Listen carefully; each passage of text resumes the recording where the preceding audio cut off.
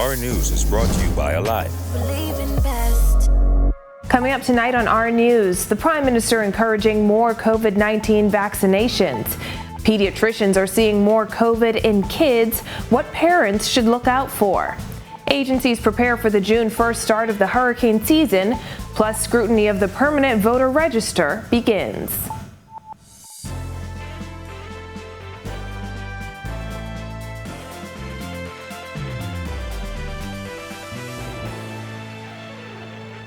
Welcome to our news and thanks for joining us. I'm Christina Dragovich. Topping news tonight, 6,016 Bahamians and residents are fully vaccinated against COVID-19 in the Bahamas, according to the Ministry of Health, as the Prime Minister encourages more residents to get the jab. In a national address Sunday evening, it was revealed that 50,242 doses of the AstraZeneca vaccine have been administered in the Bahamas to date. But the Prime Minister says to get beyond the emergency phase of the pandemic, more eligible Bahamians and residents must come forward to get vaccinated. The government has its role to play, as do businesses, religious and civic institutions, and every citizen. We need Bahamians to quickly get vaccinated so that we can move away from the period of restrictions. Last week, the government's emergency powers were extended, allowing government to implement restrictions such as lockdowns and curfews. As the Prime Minister outlined the details of a 14-day lockdown for Cat Island and North and Central Andros, he said government has only used the emergency measures to keep Bahamians and residents safe. While we think it is necessary to extend the emergency measures, let me foreshadow what our future will look like living with COVID-19. When the time is appropriate, guided by our public health experts, we will move to a new regime outside of the current emergency measures. Well, a growing number of COVID-19 cases in the Bahamas are children, with cases among children from infancy to 9 years old making up 3% of cases during the third wave. It's a trend that pediatricians around the country are closely monitoring, as some children are presenting with more severe, prolonged effects. They come in very severe. Some of them may have low blood pressures. They may come in with chest pain.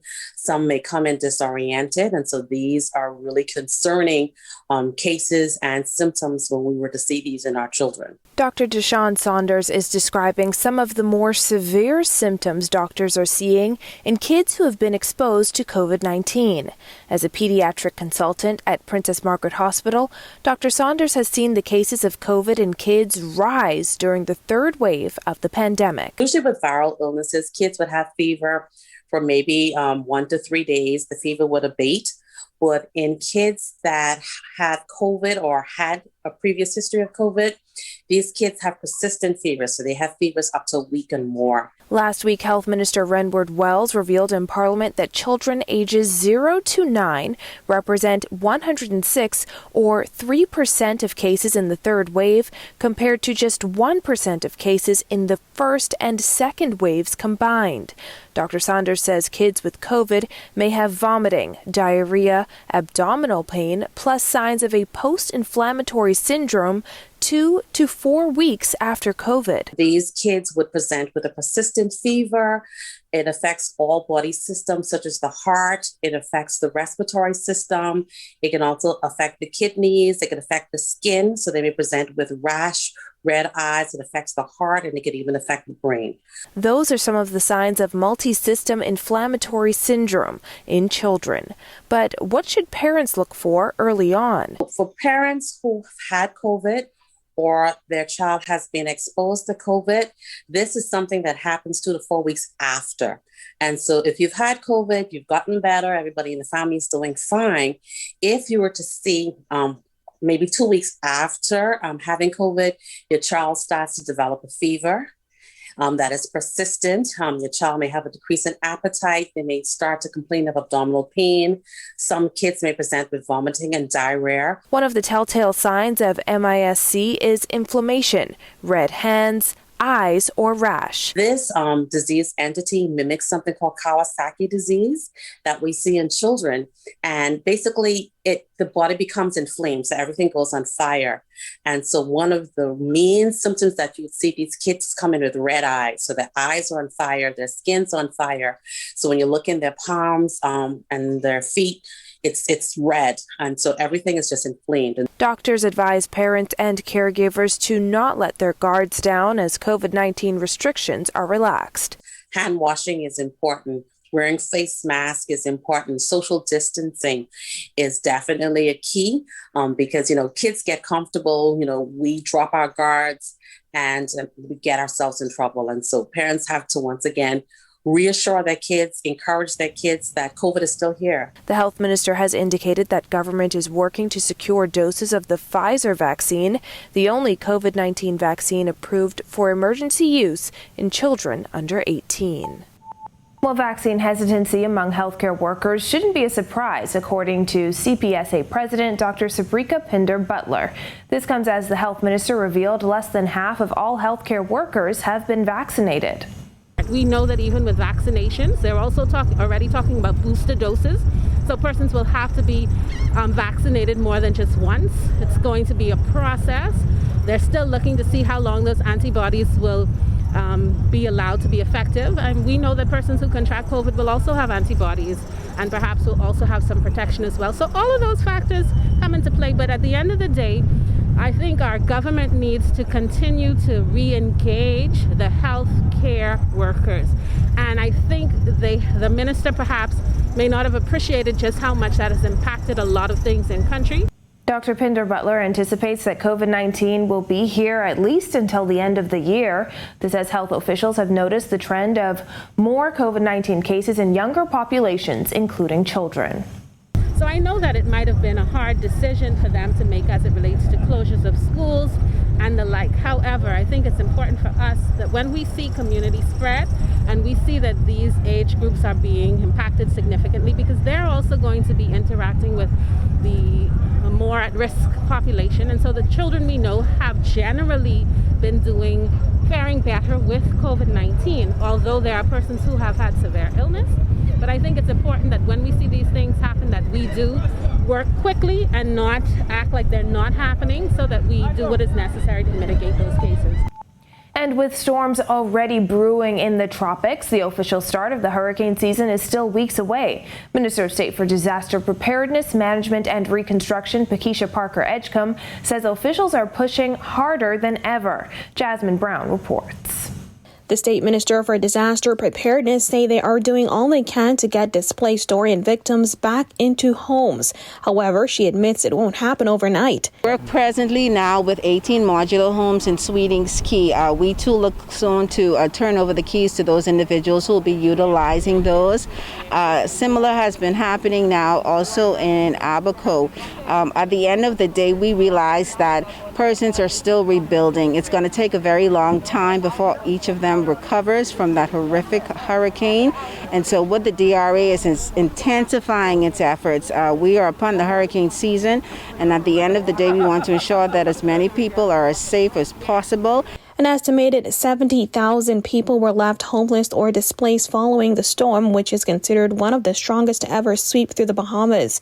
Immediately after Dorian struck, the government spent $6.4 million on 250 dome-shaped temporary housing structures, and what was to become a dome camp. However, just 96 have been built. DRA officials have said they are still determining whether they will erect the remaining dome structures or save them for future natural disasters. As rebuilding efforts drag on nearly 2 years after the storm made landfall on September 1st, 2019, one of the biggest challenges government officials and community leaders have lamented is the fact of housing to support contractors and construction workers who need somewhere to live while they rebuild. She added that the government cannot do it alone. It's always going to take the government, civic organizations, NGOs to partner up to ensure that those who were severely impacted by the storm are able to move forward with their lives.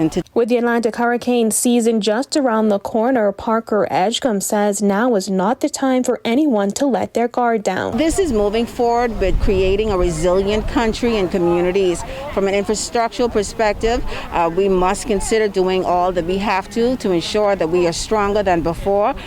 This month we go under the theme that we are all NEMA, stronger than ever, because at the end of the day, each and every one of us has a role to play, but we have to do it together in order to secure our country. Reporting for our News, I'm Jasmine Brown. Still to come on our news, how the National Emergency Management Agency is prepping for the upcoming hurricane season, why the Christian Council is calling for increased collaboration to fight crime, plus a cabinet minister confident in an F&M win. That's coming up when our news returns. Welcome to our news and thanks for joining us. Topping news tonight. COVID-19 remains a serious threat. Coronavirus COVID-19 has disrupted our economy, tourism industry, educational system, and put our healthcare facilities and professionals on high alert. Are you prepared? Do you have all the facts? Stay tuned to this network for the very latest news and information on this global pandemic.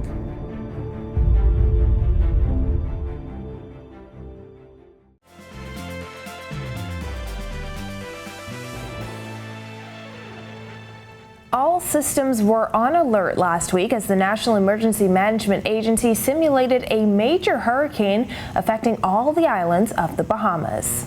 And we cannot stress it upon persons, so you can't take it lightly like we've done in the past. NEMA Director Captain Stephen Russell says the test took a look at communications and responses of all agencies involved in disaster management in advance of the 2021 hurricane season. You may have seen in the past with hurricanes, you find as much as 2 or even up to 7 or 8 islands impacted almost simultaneously if you look at some of the past storms.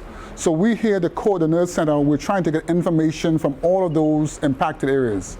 And we're trying to analyze the data to find out what are the priority areas and what is critical. How can we best respond? Although NEMA's command center resides on Gladstone Road, Russell says we are all NEMA. That is, every agency that aids in disaster preparedness and response represents what the agency does. The exercise objectives focus on that interaction with the Family Island administrators and dealing with logistics and response after an event, as well as how effectively the Operations Center here manages the information that is coming from multiple areas. Colorado State University has forecasted an above normal hurricane season this year with 17 named storms and 4 major hurricanes. Hurricane season begins June 1st. Well, there is a gang problem in high schools throughout New Providence, according to Bahamas Christian Council President Bishop Delton Fernander. He says now government, parents, and the church have to come together. Kyle Joaquin has more. Gangs are real and they are proliferating in our schools. The Christian Council president says it's a problem that's been around for years and continues to wreak havoc on the lives of many of the country's young men. Gangs. To say they do not exist will be putting your head in the sand. They are real, they are recruiting, they are large. You just pass any school and you see certain backpacks that have certain symbol on it, and there are hundreds of these young men walking in almost an array with the same backpack on, with the same symbol, and they have patches in their hair from which side of town they're on. So if we would pay attention to what's going on in our schools, even the administrators be better able to tell you that it's real and we need to address it. Last week, a teen boy was stabbed to death on the campus of Government High School by schoolmates. Fernander said while the church has programs in school to address violence among students, there's a role parents have to play as well. I agree that parents are part of the problem, that maybe we're producing a society with single parents that are engaged in work, and a society that is not picking up the slack in terms of after-school programs that lends itself to these young people. Bible talks about idle hands being the tools of the devil, that they get involved with gangs and the likes, or whoever would pay attention to them. Fernandez says he feels now is the time for more to be invested in social outreach programs, and that will take the commitment of the government. We've got to really help our parents. We just can't just demonize them because they too have to work. But we have to spend money and spend time in social outreach programs. That's the bottom line. We spend millions of dollars in what we call hard structures. Now we got to deal with the soft structures of our society because the people of the Bahamas are our most vital asset. For Our News, I'm Kyle Joaquin. When our news returns, scrutiny over the voter register begins. But first, why one cabinet minister believes the FNM will secure the next general election. The details when our news returns. Welcome to our news and thanks for joining. Topping news tonight. COVID-19 remains a serious threat. Coronavirus COVID-19 has disrupted our economy, tourism industry, educational system, and put our healthcare facilities and professionals on high alert. Are you prepared? Do you have all the facts? Stay tuned to this network for the very latest news and information on this global pandemic.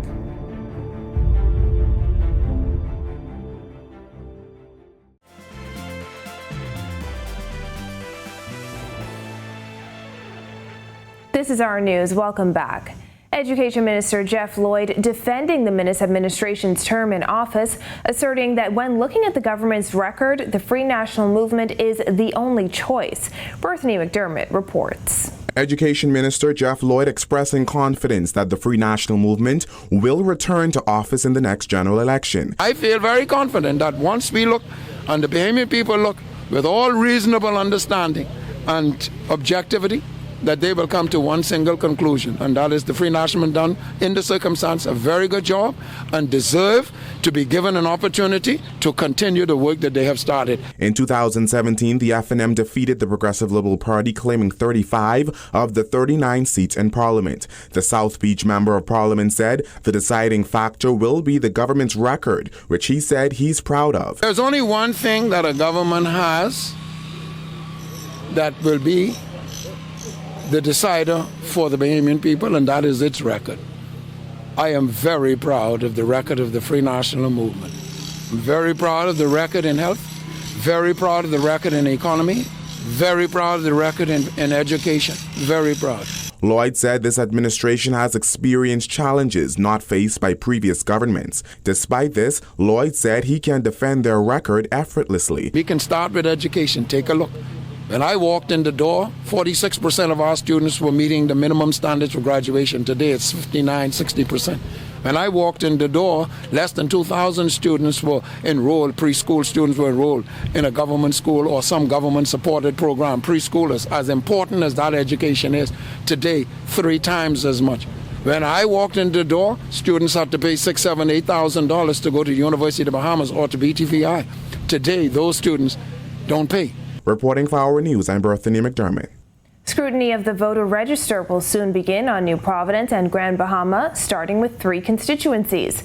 According to a notice issued by the Parliamentary Registration Department, a survey will be conducted in parts of the Freetown and St. Anne's constituencies on New Providence to confirm the accuracy of the voter register. Similarly, a survey will be conducted in parts of the East Grand Bahama constituency on Grand Bahama. The Parliamentary Elections Amendment Act 2020 repealed the 5-year register and introduced a new permanent register based off of the 2017 voter register. There were 181,000 voters registered for the 2017 general election. And Progressive Liberal Party candidate for Pine Ridge, Ginger Moxie, officially opening her constituency office over the weekend. Moxie telling supporters why she is the right woman to become their next member of parliament. The needs in Pine Ridge are immense, and we thank the corporate community for their partnerships to restore our community.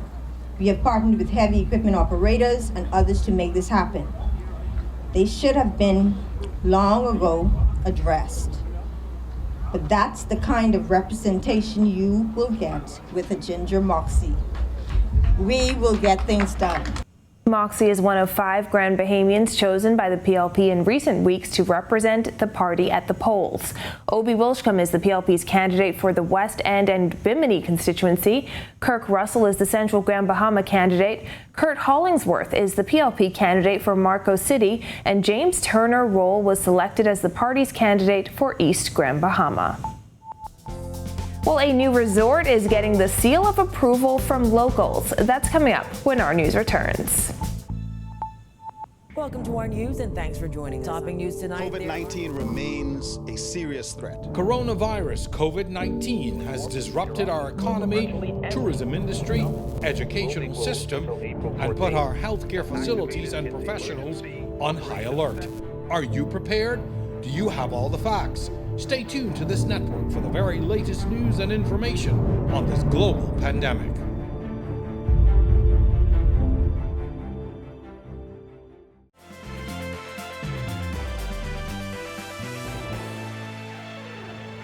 Welcome back to our news. Since opening its doors 5 months ago, business at Margaritaville Beach Resort's one particular harbor has been very successful, according to the resort's general manager. Larry Major says despite the pandemic, up to 50% of the condo units are sold.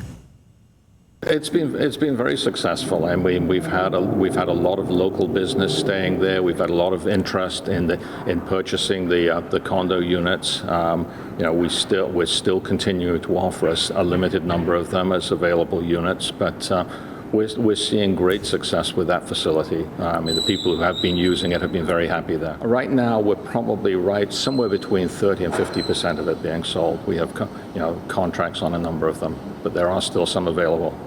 One particular harbor is a 129 condo unit, which opened back in December. It was the first phase of the Point development to open. The general manager says so far the facility has been doing very well with locals. It's been very successful, and we've had a lot of local business staying there. We've had a lot of interest in purchasing the condo units. A perfect example is JWB Prime Steak and Seafood. That restaurant has become very much a local hangout. The customer base for JWB is primarily local. Well, thank you for joining us for our news tonight. On behalf of the entire team, I'm Christina Dragovich. Have a beautiful evening and stay safe, Bahamas.